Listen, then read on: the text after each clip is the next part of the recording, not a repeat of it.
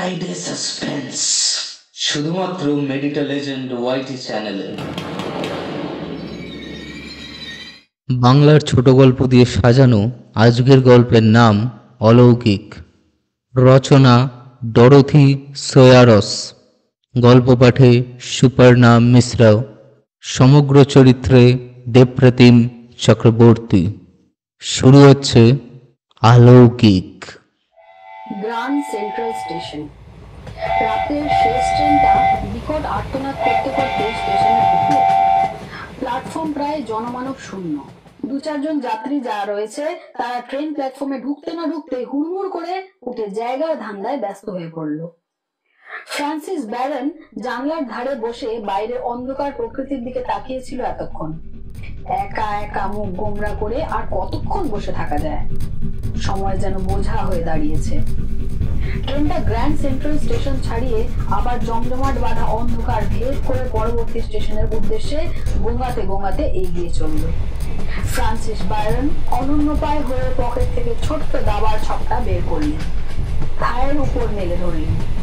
এবার সেটির উপর দৃষ্টি নিবন্ধ করে নীরবে ভাবতে লাগলেন। ছকে কোনো গুটি নেই। তাড়াহুড়োর জন্য আনতেই ভুলে গেছেন হয়তো। গুটি না থাকলেই বা কি? গুটি নাই বা থাকলো, সেজন্য তার দাবা খেলা তো আটকাবার কথা নয়। অপলক চোখে দাবার ছকটার দিকে তাকিয়ে মনে মনে খেলতে লাগলেন। দাবার ছকের সঙ্গে তার বহু দিনের পরিচয়, ধরতে গেলে রক্তের সম্পর্ক। দাবা খেলার নিয়ম কানুনের বইয়ের স্পষ্টাক্ষরে লেখা থাকে ফ্রান্সিস ব্যারন এরকম একটা অনন্য সাধারণ খেলার প্রবর্তন করেছিলেন। ফ্রান্সিস ব্যারনের বয়স এখন 40। আন্তর্জাতিক দাবা প্রতিযোগিতায় যোগদান করতে চলেছেন একনিষ্ঠ সাধক ফ্রান্সিস ব্যারন। চালচলন ভাবগতিক দিকে এতটুকু বোঝার উপায় নেই যে ভদ্রলোক এমন অসামান্য গুণের অধিকারী। চেহারার ছবি লক্ষণীয় নয়, উচ্চতায় লম্বাও নাম তেমন। চমকদার পোশাক পরিচ্ছদের প্রতি তার কোনোদিনই আকর্ষণ নেই। তবে হ্যাঁ, সাধারণ পোশাকেও সর্বদা ফিটফাট থাকে। তবে এক নজরে দেখলে তার চেহারা সেই বৈশিষ্ট্যটুকু সবার আগে নজরে পড়ে, তা হচ্ছে তার অস্বাভাবিক রকম বড় মাথাটা আর চোখ দুটো লক্ষ্য করার মতো। একটু নয়, বেশি বড়। রূপোর ফ্রেমের চশমার ভেতর দিয়ে চোখের মনি দুটো জল জল করে। ফ্রান্সিস ব্যারনের দৈহিক আকৃতি ও অমিত শক্তির জন্য তিনি শক্তিধর বোরে নামে সবার কাছে পরিচিত ছিলেন। তিনি খেলা শুরুর মুহূর্ত থেকে শুরু করে আজ পর্যন্ত এ নামটা অক্ষুণ্ণ রেখে চলেছেন। অন্তত শক্তিধর বোরে বললে সবাই তার কথাই ভাবে। রাত্রির অন্ধকারে বুক চিরে দৈত্যাকৃতি ইঞ্জিনটা সরীসৃপের মতো ট্রেনটাকে নিয়ে চলেছে। যাত্রীরা ট্রেন থেকে নামার মুহূর্তেও ঘাড় ঘুরিয়ে কৌতূহলী দৃষ্টিতে শেষবারের মতো দাবার ছকটা নিয়ে বসে থাকা ফ্রান্সিস ব্যারনের দিকে তাকিয়ে নিতে লাগে। কিন্তু তিনি নির্বিকার, আপন ভাবে বিভোর। তার মুখোমুখি এক সুন্দর যুবক বসে, তারই গা ঘেঁষে বসে এক অপরূপা যুবতী। যুবকটি অনেকক্ষণ ধরে উসখুস করছে, শেষ পর্যন্ত অতীব্র অগ্রহান্বিত হয়ে বলল, খেলবেন নাকি? হয়ে যাক এক হাত, কি বলেন? ফ্রান্সিস ব্যারন চোখ তুলে যুবকটির দিকে তাকিয়ে মুচকি হাসলেন, ছোট্ট করে জবাব দিলেন, না ধন্যবাদ। কথাটা বলার সময় তার চোখ দুটোকে অস্বাভাবিক উজ্জ্বল মনে হলো তিনি শূন্য দাবার ছকে প্রতিদ্বন্দ্বীর সঙ্গে মন্ত্রী বিনিময় করে নিলেন। আর এরই ফলে বোর্ডের পুরো সুযোগই যেন তার হাতের মুঠোর মধ্যে চলে এসেছে। রেলের কামরায় বসে দোল খেতে খেতে দাবা খেলতেই তিনি যেন বেশি আনন্দ পান। খোলা জায়গায় খেলে তার যশ খ্যাতির সঙ্গে যেন সামঞ্জস্য খুঁজে পান না। ফ্রান্সিস ব্যারনের মতে যুব সম্প্রদায় দাবা ভালো খেলে, তাদের খেলার প্রতি তিনি অন্তরের শ্রদ্ধা পোষণ করেন। কিন্তু কিছুদিন পরে যুবকের প্রতি তার এ মনোভাব থাকবে না, তাদের প্রতি অন্তরের অন্তঃস্থলে ভয়ের সঞ্চার হবে। এখন তিনি যেখানে খেলতে চলেছেন সেখানে যারা খেলায় অংশগ্রহণ করবেন সবাই প্রবীণ, তার চেয়ে বয়সে অনেক বড়। হোক না, তাতে কি আছে, এ ব্যাপারে তার মাথা ব্যথা নেই। ফ্রান্সিস ব্যারন দাবার ছক থেকে কয়েক মুহূর্তের জন্য চোখ তুললেন, খোলা জানালা দিয়ে বাইরের অন্ধকার প্রান্তরের দিকে চোখ রাখলেন, অতীত স্মৃতি মন্থন করতে লাগলেন। যৌবনে তিনি যখন প্রখ্যাত দাবাড়ু উরুমুন্ডুকে দাবার চালে হারিয়ে দিয়েছিলেন, তখন তার মনের কোণে কি প্রবল ঝড় বয়ে গিয়েছিল। দেশ বিদেশে হই হই রই রই কাণ্ড শুরু হয়ে গেছিল। তিনি ভাবলেন সামনে বসে থাকা যুবক যাত্রীটির প্রতি বুঝি রূঢ় আচরণ করা হয়ে গেল। জোর করে মুখে হাসি ফুটিয়ে তুলে এবার বললেন, কিছু মনে করো না যেন ভাই, দেখছোই তো আমি এখন খুবই ব্যস্ত, নইলে তোমার। আপনি কি বোস্টনে চলেছেন? হ্যাঁ, বোস্টনে টুর্নামেন্ট খেলার দেখার ইচ্ছে রয়েছে বুঝি? মুহূর্তবার নীরবে ভেবে নিজেকে একটু তৈরি করে দিলেন। এবার ঠোঁটের কোণে হাসির রেখা ফুটিয়ে তুলে কথাটা ছুড়ে দিলেন, হ্যাঁ সেই রকমই ইচ্ছে। যাই তো, দেখি কতদূর কি হয়। আমার বিশ্বাস খেলাটা হবে মূলত তিনজনের মধ্যে। যেমন? তা আবার বলতে হবে নাকি? কেন, ওরিমন্ড, ব্যারেন আর স্যাভার্ড এর কথাই বলছি। আর যারা খেলবেন তারা কেবল সঙ্গদান করবেন, মনে করতে পারেন তাদের কেউ সুবিধা করতে পারবে না। ফ্রান্সিস ব্যারন এর মুখে গাম্ভীর্যের ছাপ ফুটে উঠল। আসলে ঠিক সে মুহূর্তে একটা খেলার চাল মাথার মধ্যে ঘুরপাক খেয়ে চলেছে। তিনি যুবকটির কথার কোনো জবাব দিলেন না। ফ্রান্সিস ব্যারনকে নীরব দেখে যুবকটি আবার বলতে শুরু করলো, আমার কিন্তু ওরিমন্ডার খেলায় বেশি পছন্দ। পুরনো গ্র্যান্ড মাস্টার বলে যাদের পরিচিতি ছিল, আজ একমাত্র তিনিই টিকে রয়েছে। ফ্রান্সিস ব্যারন মুহূর্তের জন্য মুখ তুলে তাকালেন। ওরিমন্ড গোড়া থেকেই আক্রমণাত্মক খেলেন, প্রতিদ্বন্দ্বীকে একেবারে চেপে ধরেন। আমার বিশ্বাস তিনি এবার চ্যাম্পিয়ন হবেন, বিজয়ী খেতাব অর্জন করে পৃথিবীকে নতুন করে চমক সৃষ্টি করবেন। আপনার কি মত? আধুনিক পদ্ধতির খেলার প্রতি তোমার বুঝি কোনো শ্রদ্ধা নেই? আধুনিক পদ্ধতি? অবশ্যই না, খুবই বেশি রকম রক্ষণাত্মক। এই পদ্ধতির খেলা আমার মোটেই পছন্দ নয়। আমি কিন্তু তবু বলবো এই পদ্ধতি শেষমেশ বিজয়ীর সম্মান এনে দেয়। কম বয়সী খেলোয়াড়রা মানে তরুণরা খেলার মধ্যে দিয়ে পুরনো পদ্ধতি যে যুক্তিসঙ্গত তাই দেখিয়ে দিতে চাইছে। নিষ্প্রয়োজন। আমি কিন্তু বলবো তার কোনো দরকার নেই। যুবকটি এবার একটু নড়ে চড়ে গোজগাজ করে বসলো। জামার কলারটি ঠিক করতে করতে বলল, আপনি হয়তো আমাকে চিনতে পারেননি। ফ্রান্সিস ব্যারন জিজ্ঞাসু দৃষ্টিতে তার মুখের দিকে তাকালেন। আমি রিচার্ড জেমস, আন্তর্জাতিক চ্যাম্পিয়ন। এবার আশা করি নামটা পরিচিত মনে হচ্ছে। ও তাই বুঝি? তুমি রিচার্ড জেমস? কিছু মনে করো না ভাই, আমি তোমার নাম শুনেছি, মানে কাগজে তোমার নাম পড়েছি বটে, আজ চাক্ষুষ করা গেল। ভালোই হলো, গল্প কথার মধ্যে দিয়ে কি সুন্দর পরিচয়ের সুযোগ ঘটে গেল। ফ্রান্সিস ব্যারন কথাটা বলেই অতীত স্মৃতি মন্থন করতে লাগলেন। রিচার্ড জেমস সম্বন্ধে খবরের কাগজের পাতায় পড়েছিলাম বটে। চিকাগো খেলার আসরে এ হেরে গেছিল, তবে খেলার মধ্যে দিয়ে এ যথেষ্ট বুদ্ধিমত্তা ও পরিচ্ছন্নতার পরিচয় দিয়েছিল। পরিচালক মন্ডলী এর খেলার মুগ্ধ হয়ে বিশেষ পুরস্কার প্রদান করে সম্মানিত করেছিলেন। ফ্রান্সিস ব্যারন মুচকি হেসে বললেন, তুমিই তবে ভাই রিচার্ড জেমস? তবে তো তোমার সাথে এক হাত খেলার লোভ সম্বরণ করা যাবে না। এসো তবে এক হাত হয়েই যাক। যুবকটির পাশে বসে থাকা রূপসী তন্নি যুবতীটি প্রথমে মুখ খুললেন। তুমি তো আচ্ছা লোক দেখছি, ভদ্রলোককে খেলায় নামিয়ে তবে ছাড়লে। কি বিচ্ছু খেলোয়াড় রে বাবা। ফ্রান্সিস ব্যারন ব্যাগ থেকে দাবার গুটি বের করে সেগুলি ছকের উপর একটা একটা করে সাজালেন।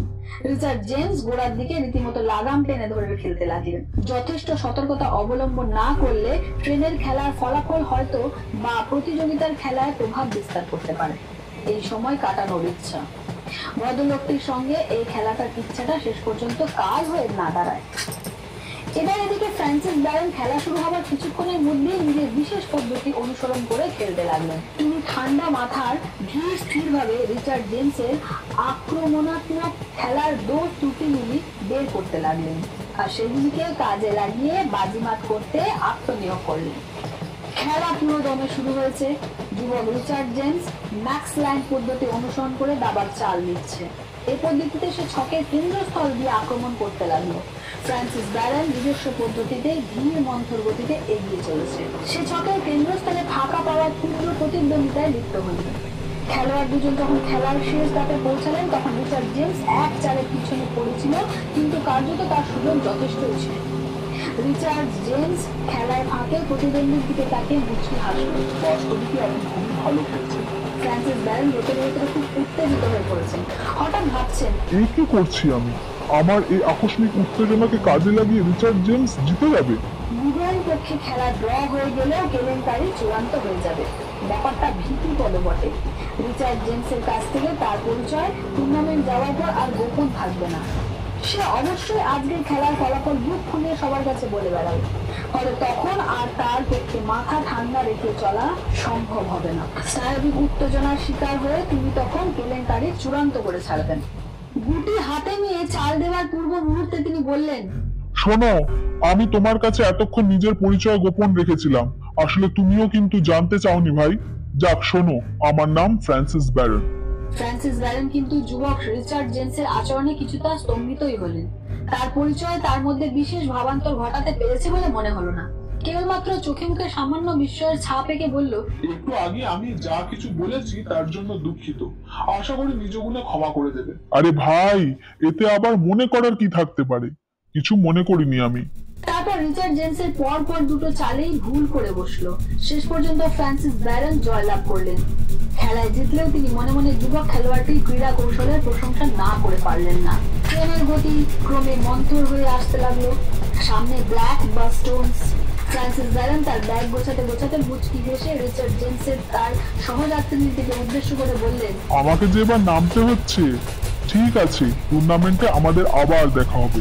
ফ্রান্সিস ব্যারন ট্রেন থেকে নামার পর রিচার্ড জেমস তার স্ত্রীকে বললেন, এই বিশেষ মুহূর্তে নিজের পরিচয় জানাবেন কেন বলতে পারো?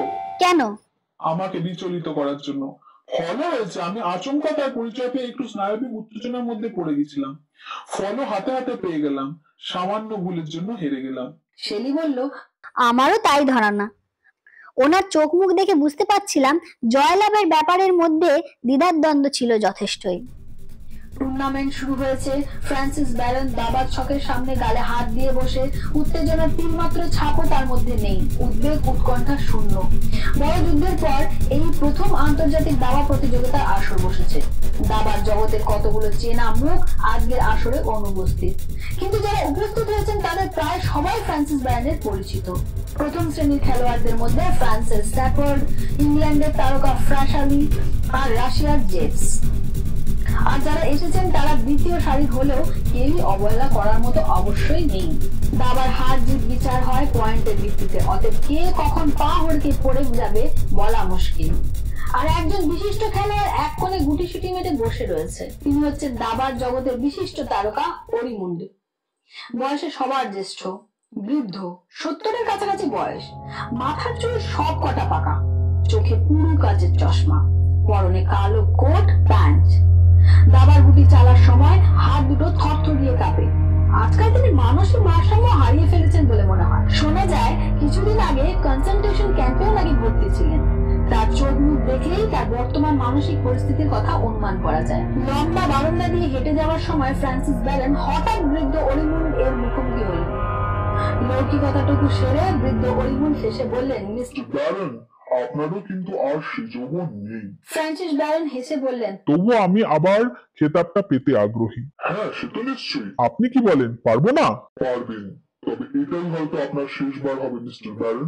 একটু দম নিয়ে এবার বললেন, কিছুদিন আগে এক ভদ্রলোক আক্ষেপ করে বলেছিলেন আপনি দাবায় ডুবে থেকে বৃথা সময় নষ্ট করলেন। তাই বুঝি? আপনি তার কথা কি জবাব দিয়েছিলেন? বলেছিলাম আপনারাও তো লিখে অর্থোপার্জন করছেন, ছবি আঁকাকি করে প্রচুর সময় নষ্ট করেন। চাপা দীর্ঘশ্বাস ফেলে এবার বললেন, আজ ফেলে আসা সেই দিনগুলির কথা ভাবি। কি করলাম দাবার পিছনে ছুটোছুটি করে, কি পেলাম? জীবনের আসল সময়টাই কাটালাম দাবার ছকের স্বপ্ন দেখে। আপনি যা পেলেন কোনো সম্পদের বিনিময়ে সেটা পাওয়ার নয় মিস্টার অরিমুন্ড। দাবা আপনাকে অমরত্ব দান করেছে। অমরত্ব? তবে কিন্তু আমার বছর 10 আগেই মারা যাওয়া উচিত ছিল। একটু ক্ষুব্ধ স্বরেই শেষ কথাটা ছুড়ে দিলেন। মিস্টার ব্যারন, আপনি একদিন আমার কথা মর্মে উপলব্ধি করবেন। একদিক থেকে খুব মূল্যবান কথা বলেছেন মিস্টার অরিমুন্ড। চ্যাম্পিয়ন থাকতে থাকতে মৃত্যু হলে তো তা অনেক বেশি গৌরবে। তরুণ খেলোয়াড়দের কাছে হেরে সম্মান খোয়ানোর আগে মৃত্যুবরণ করতে পারলে সম্মান নিয়ে যাওয়া যায়। তুমুল উত্তেজনার মধ্যে দিয়ে খেলা এগিয়ে চলল। পরিস্থিতি এমন হলো খেলার কেউই তখন সুবিধা করতে পারছে না। সবার মধ্যেই অবাঞ্ছিত উত্তেজনা ভর করলো। স্নায়ুর উপর দারুণ চাপ অনুভব করতে লাগলো সবাই। ফ্রান্সিস ব্যারনও মানসিক স্থিরতা বজায় রেখে গুটি চালতে পারছে না। খেলা যত এগিয়ে চললো যুবক খেলোয়াড়রা ততই আক্রমণাত্মক ভূমিকা গ্রহণ করতে লাগলো। তারাই তো ভালোই জানে জয়লাভ করা তাদের পক্ষে সম্ভব নয়। তবু যদি আলোড়ন সৃষ্টি করে কোনো গ্র্যান্ড মাস্টারকে ধরাশায়ী করা যায়, বিড়ালের ভাগ্যে শিখে তো ছিটতেও যেতে পারে। হ্যাঁ, কাজ হয়েছে। আক্রমণাত্মক ভূমিকা গ্রহণ করায় হাতে হাতে ফল পাওয়া গেল। গ্র্যান্ড মাস্টার অরিমুন্ড স্যাভার্ডের হাতে আর ফ্রান্সিস ব্যারন জেস ও ফ্রান্সিসের হাতে পরাজিত হয়ে গেলেন। ফ্রান্সিস ব্যারন প্রথমবার হেরে গিয়েও নিজের প্রতি আস্থা হারিয়ে দমে গেলেন না, বরং অধিকতর মানসিক দৃঢ়তার সঙ্গে খেলে সহজেই পরবর্তী খেলায় স্যাভার্ডকে পরাজিত করতে সক্ষম হলেন। শুধু তাই নয়, শেষ পর্যন্ত অরিমুন্ডকেও তার কাছে পরাজয় বরণ করতে হলো। যুবক রিচার্ড জেমস এবং সেলি তাদের সব খেলায় উপস্থিত থেকে আটঘাট বুঝে নেবার চেষ্টা করলো। ফ্রান্সিস ব্যারন সর্বদাই ভাবছেন তারা যেন নীরবে বসে তার পরাজয়ের প্রতীক্ষায় রয়েছে। রিচার্ড জেমস গালে হাত দিয়ে বসে অপেক্ষায় আছে তিনি কখন ট্রেনে বসে খেলার সময় যেসব ভুল চাল দিচ্ছিলেন সেই রকম ভুল তিনি কখন করেন। এক সময় ফ্রান্সিস ব্যারন, অরিমুন্ড, ব্রায়ান আর স্যাভার্ড টিকে রইলেন। এবারের রাউন্ডে ব্রায়ান সবার কাছে হেরে গেল। তারপর অরিমুন্ড আর ফ্রান্সিস ব্যারনের হাতে স্যাভার্ডের পরাজয় ঘটল। খেলা চূড়ান্ত পর্যায়ে উঠলো। অরিমুন্ড ও ফ্রান্সিস ব্যারন চূড়ান্ত খেলায় অংশগ্রহণের যোগ্যতা অর্জন করেন। পরদিন সকালে চূড়ান্ত পর্যায়ে খেলা শুরু হবে। মাঝখানে একটি মাত্র রাত্রি বাকি। রাত্রে ফ্রান্সিস ব্যারন হোটেলের লবিতে বসে রয়েছেন, আপন মনে দাবার ছকের ছবি এঁকে চলেছেন। এমন সময় দাবা সমিতির সম্পাদক মশাই তার কাছে এলেন। তিনি যথোচিত সম্মানের সঙ্গে তাকে চেয়ার এগিয়ে দিয়ে বসতে অনুরোধ করলেন। এই কথা সে কথার পর সম্পাদক মশাই তাকে কয়েক হাত খেলার জন্য অনুরোধ করলেন। খেলতে পারি, তবে একটা শর্তে। শর্ত? কি সে শর্ত? খেলার ফলাফল যেন কারো কাছে প্রকাশ না করা হয়। আপনি না চাইলে অবশ্যই তা প্রকাশ করবো না। বুঝতেই পারছেন, খবরটা ছড়িয়ে পড়লে আগামীকালের খেলায় আমার ও আমার প্রতিদ্বন্দ্বীর উপর তা প্রভাব পড়বে, তাই এরকম একটা অনুরোধ। কথা দিচ্ছি আগামীকাল রাত্রি পর্যন্ত এই খেলার ফলাফল কারো কাছে প্রকাশ করা হবে না। যারা খেলায় অংশগ্রহণ করবে তাদের কাছেও আপনার পরিচয় গোপন রাখা হবে। সম্পাদক মশাই প্রতিশ্রুতি পেয়ে ফ্রান্সিস ব্যারন তার সঙ্গে চেস ক্লাবে হাজির হলেন। সম্পাদক দাবার ছক সাজিয়ে বললেন, মিস্টার ব্যারন, আপনাকে জোর সংখ্যায় সাদা ও বিজোড় সংখ্যায় কালো গুটি নিয়ে খেলতে হবে। তাতে কি আছে, আমি তাতেই রাজি। খেলোয়াড়দের মধ্যে কয়েকজন খুবই কাঁচা, গোটা 10-15 চাল খেলেই তারা কাত হয়ে পড়লেন, আর বাকি কয়েকজনকে হারাতে গিয়ে তাকে একটু কসরত করতেই হলো। সপ্তম খেলোয়াড়টি কিন্তু এত সহজে দমল না, পাকা খেলোয়াড়ের মতো লড়ে যেতে লাগলো। ম্যাকল্যান্ডের আক্রমণ পদ্ধতি গোড়া থেকে অবলম্বন করে এখনো অব্যাহত রেখেছে। ক্রমে রিচার্ড জেমসের আক্রমণ প্রবলতর রূপ নিল, ফলে তার জয় সম্ভাবনাও হয়ে উঠল। তার প্রতিদ্বন্দ্বীর প্রতিটা চালকে চিনে ফেলেছে, জেনেছে তার মনের কথা। এভাবে খেলা যখন চরম রূপ নিল, ঠিক তখনই রিচার্ড জেমস আচমকা একটা ভুল করে ফেললো। ফ্রান্সিস ব্যারন স্বস্তির নিঃশ্বাস ফেললেন, একটু নড়ে চড়ে চাঙ্গা হয়ে বসলেন। তিনি নিশ্চিত হলেন জেমসের কেরামতি শেষ, তার পক্ষে আর মাজা সোজা করা সম্ভব নয়। ফ্রান্সিস ব্যারন দাবার ছক তার আয়ত্তে বুঝতে পেরে আচমকা ঘোষণা করে বসলেন, আর মাত্র 2 দানের মধ্যে দিয়ে আমি রিচার্ড জেমসকে পরাজিত করছি। খেলা দ্রুত গতিতে এগিয়ে চলল। ফ্রান্সিস ব্যারনের ভবিষ্যৎবাণী সার্থকতার পরিপূর্ণ হয়ে উঠল। জয়মালা তারই গলায় উঠল। সাফল্যের আনন্দ নিয়ে তিনি ফিরে এলেন হোটেলে। ফ্রান্সিস ব্যারন হোটেলের প্রায়ন্ধকার ঘরে একটু আগে শেষ করা খেলোয়াড় কথায় ভাবতে লাগলেন। এক সময় আপন মনে বলে উঠলেন, এটা কি করে সম্ভব হলো? রিচার্ড জেমস তো বেশ ঠান্ডা মাথায় রেখে চাল দিচ্ছিল, কিন্তু শেষ পর্যন্ত এমন একটা মারাত্মক ভুল সে কি করতে পারে? তবে কি ইচ্ছে করে হেরে গিয়ে আমার সম্মান অক্ষুণ্ণ রাখার সুযোগ করে দিয়েছিল? তাই যদি হয় তবে তো এটা আমার পক্ষে সম্মানের নয়। করুণা প্রদর্শন করে আমাকে এত ছোটই করা হলো। চূড়ান্ত খেলায় তীব্র প্রতিদ্বন্দ্বিতা হলো। দীর্ঘ উদ্বেগ উৎকণ্ঠার অবসর ঘটল। বৃদ্ধ অরিমুন্ড শেষ পর্যন্ত বিজয়ীর সম্মান লাভ করলেন। ফ্রান্সিস ব্যারন পরাজয়ের গ্লানি মাথায় নিয়ে আসর থেকে উঠে এলেন। জয়ের সম্মানে আনন্দিত হলেন না, বরং ব্যারন এর পরাজয়ে অরিমুন্ড ব্যথিত হলেন, কাঁদলেনও খুব। ব্যারন বাড়ি ফেরার উদ্যোগ করেছেন। দরজার কড়া নাড়ার শব্দ হলো। রিচার্ড জেমস ও তার স্ত্রী শেলি তার সঙ্গে দেখা করতে এলো। ব্যারন দরজা খুলে তাদের অভ্যর্থনা করে ঘরে দিয়ে গেলেন। কথা প্রসঙ্গে তারা বলল, মিস্টার ব্যারন, একটা কথা ভেবে পাচ্ছি না, শেষ গেমটা আপনি এমন খেললেন কেন? ফ্রান্সিস ব্যারন মুচকি হাসলেন। রিচার্ড জেমস বলল, আমি কিন্তু বলবো আপনি ইচ্ছে করে নিজের জেতা গেমটা অরিমুন্ডকে দিয়ে দিয়েছেন। তাকে জিতিয়ে দেওয়াই আপনার ঐকান্তিক আগ্রহ ছিল। জেমস গত রাত্রে আমাকে শুধুমাত্র খেলার ব্যাপারেই নয়, আরো অনেক কিছু সম্বন্ধে শিক্ষা দিয়েছে। তোমার কাছে আমি রিচার্ড জেমস তার কথা শেষ হওয়ার আগে বিস্ময় ভরা চোখে তাকিয়ে বলল, আমি গত রাতে বলছেন কি মিস্টার ব্যারন? কেন? গত রাত্রে ফোপলি চেস ক্লাবে তার মুখের কথা কেড়ে নিয়ে রিচার্ড জেমস অধিকতর বিস্ময় প্রকাশ করে বলে উঠল, কি বলছেন মিস্টার ব্যারন? আমার সেসব কিছু কেমন গোলমাল হয়ে যাচ্ছে। ফোপলি চেস ক্লাব? কোথায় সেটা? আমি যে তার নামই শুনিনি।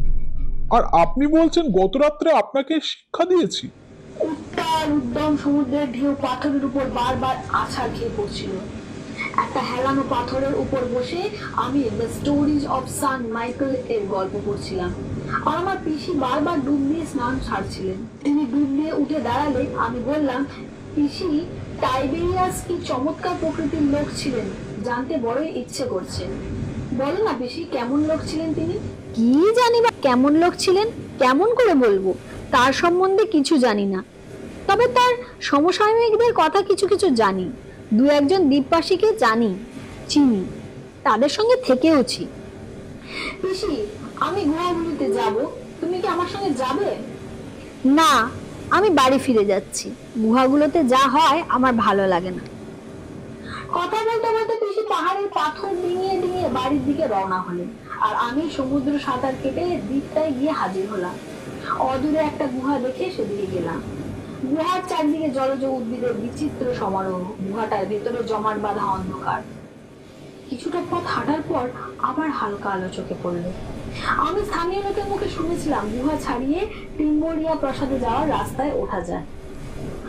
আরো কয়েকটা এগোতে আচমকা ঠান্ডা বাতাস গায়ে এসে সূর্যের মতো বিধে যন্ত্রণার উদ্রেক করতে লাগলো। ফিরে আসার সিদ্ধান্ত নিলাম। ভাবলাম দিনের বেলা আসা যাবে।